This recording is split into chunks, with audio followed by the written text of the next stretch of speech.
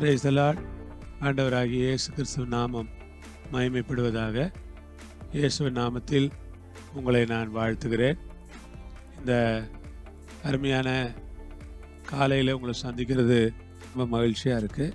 1 யோவான் 5:14 நாம் படிக்கலாம். நாம் எதையாகிலும் அவருடைய சித்தத்தின்படி கேட்டால் அவர் நமக்கு செவி கொடுக்கிறார் என்பதே அவரை பற்றி நாம் கொண்டிருக்கிற தைரியம்.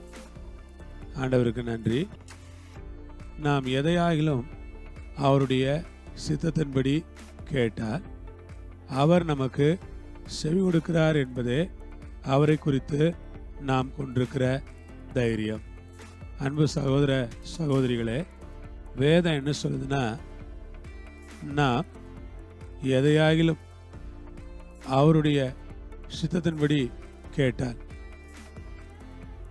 நிறைய பேர் கேட்பாங்க, கர்த்தர்கிட்ட நிறைய காரியங்கள் கேட்பாங்க.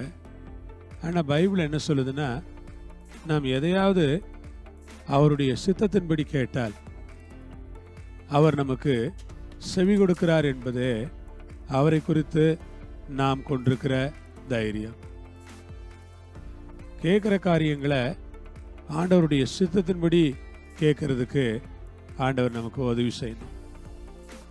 நிறைய நேரங்களில் எல்லாருமே கேட்குறாங்க, கேட்கிற எவனும் பெற்றுக்கொள்ளுகிறான், கேளுங்க உங்களுக்கு கொடுக்கப்படும், இப்படி நிறைய திருவசனங்கள் இருப்பதனால இந்த வசனங்களின் மீது நாம் ஆழ்ந்த நம்பிக்கை வைத்திருக்கிறோம்.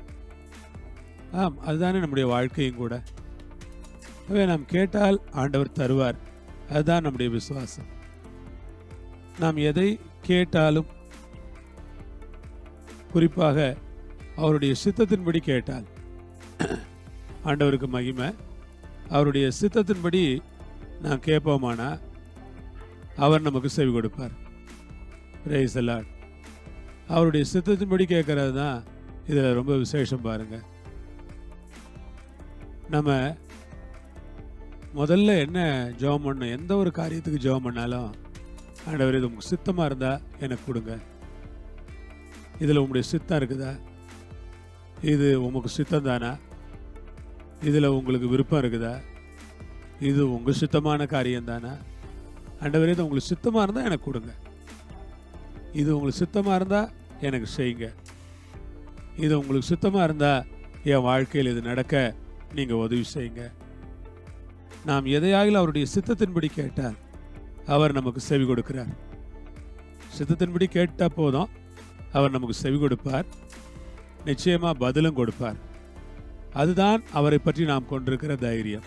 ஒரு தைரியம் இருக்கு, நான் கடவுளுடைய சித்தம் செய்கிறேன், என் விருப்பத்துக்கு வாழல, ஆண்டவருடைய இஷ்டம் போல நான் வாழ்ந்துக்கிட்டு இருக்கிறேன், ஆண்டவருடைய சித்தத்தின்படி வாழ்கிறேன். ஆகவே குறித்த வேளையில் ஆண்டவர் நிச்சயமாக எனக்கு தந்தருளுவார், குறித்த வேளையில் ஆண்டவர் நிச்சயமாய் எனக்கு செய்தருளுவார், எனக்கு கொடுப்பார். நான் என்றால் நான் அவருடைய சித்தம் செய்கிறேன். ஆகவே என் அன்பு சகோதர சகோதரிகளே, தேவனுடைய சித்தத்தின்படி நாம் செய்வோமானால் நாம் கேட்டவைகளை எல்லாம் பெற்றுக்கொள்வோம். அவரிடத்தில் நாம் கேட்டவைகளை பெற்றுக்கொண்டோம் என்றும் அறிந்திருக்கிறோம் என்று அடுத்த வசனம் சொல்லுகிறது. அவரிடத்தில் கேட்டதை நாம் பெற்றுக்கொண்டோம்.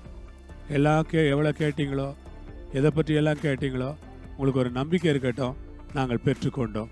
கர்த்தர் உங்களை ஆசீர்வதிப்பார், உங்களோடு இருப்பார். ஜெபம் பண்ணலாமா? அன்புள்ள பிதாவே, இந்த வேலைக்காக ஸ்தோத்திரம். இயேசு கிறிஸ்துவின் நாமத்தில், இயேசு கிறிஸ்துவின் மூலமாக ஜெபிக்கிறோம், கரங்களில் ஒப்பு கொடுக்குறோம். தேவரீர் கூட இருங்க, எங்களுக்கு நம்பிக்கையும் விசுவாசத்தையும் கொடுங்க, பலப்படுத்துங்க.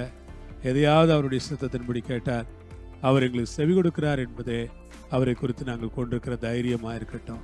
இயேசுவின் நாமத்தில் பிதாவே, ஆமேன். ஆண்டவர் உங்களோடு இருப்பார், உங்களை ஆசீர்வதிப்பார். ஆமேன்.